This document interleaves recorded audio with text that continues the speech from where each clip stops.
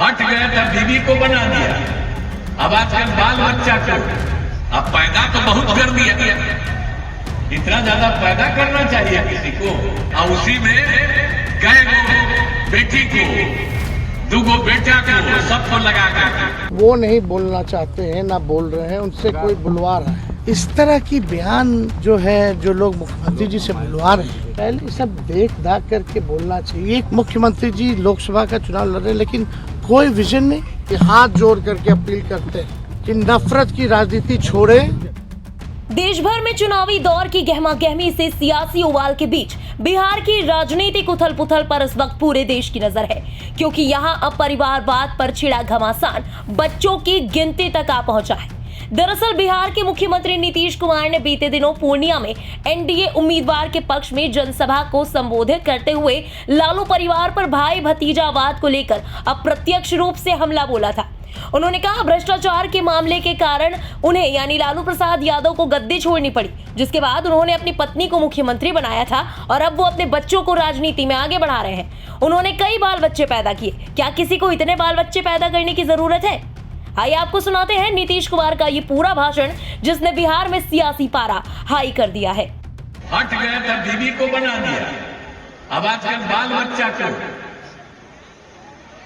अब पैदा तो बहुत कर दिया, इतना ज्यादा पैदा करना चाहिए किसी को, बाल बच्चा, लेकिन उतना किया, और उसी में कई गो बेटी को, दूगो बेटा को, सबको लगा कर। अब आप समझ लीजिए कि ये लोग क्या करते हैं, कहीं कहीं कुछ बोलते रहते हैं तो कहीं पुरानी बात को भूल जाते हैं। इसलिए हम सब जगह आपको बता देना चाहते हैं कि कोई काम नहीं होता था।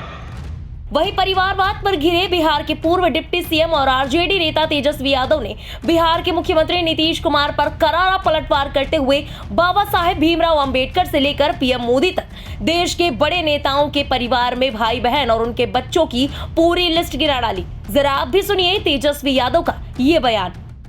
मुख्यमंत्री जी हमारे अभिभावक हैं, हमारे पिता तुल्य हैं, उनके लिए हमेशा से मेरा सम्मान था, आगे भी रहेगा सम्मान, और हम तो उनके बेटे के रूप में खड़े रहे। और उन्होंने कई बार बोल रहे हैं ये तो बेटा है मेरा, तो हम तो भाई उनका सम्मान करते ही हैं।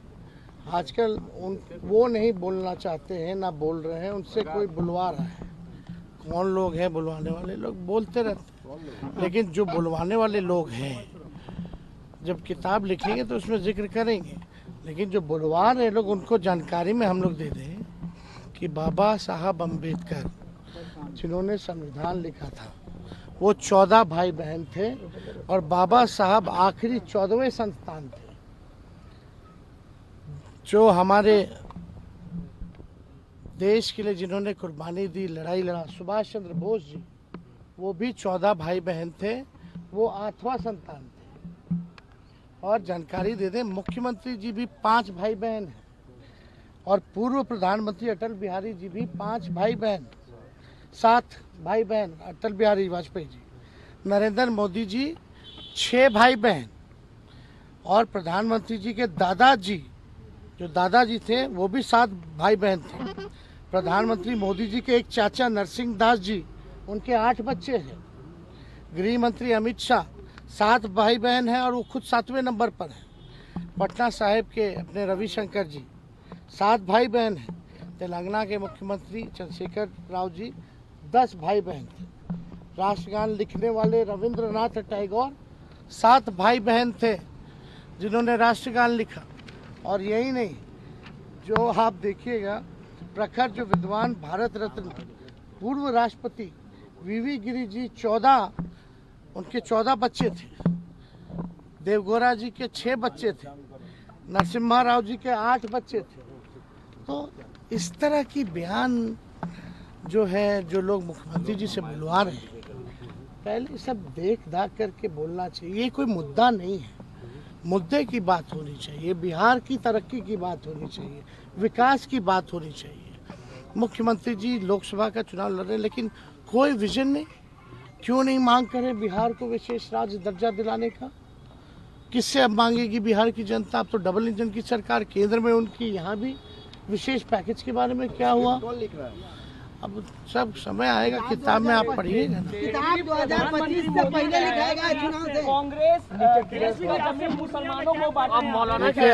देखिए हम तो यही कहते हैं कि मुद्दे की बात करें। प्रधानमंत्री जी हाथ जोड़ करके अपील करते हैं कि नफरत की राजनीति छोड़े, मुद्दे की बात करें। देश का नौजवान, देश का बुजुर्ग वर्ग, देश का व्यावसायिक वर्ग, देश का किसान, देश की हमारी माताएं बहनें, सभी वर्ग के लोग जो हैं उनका अर्जुन की तरह एक ही निशाना है।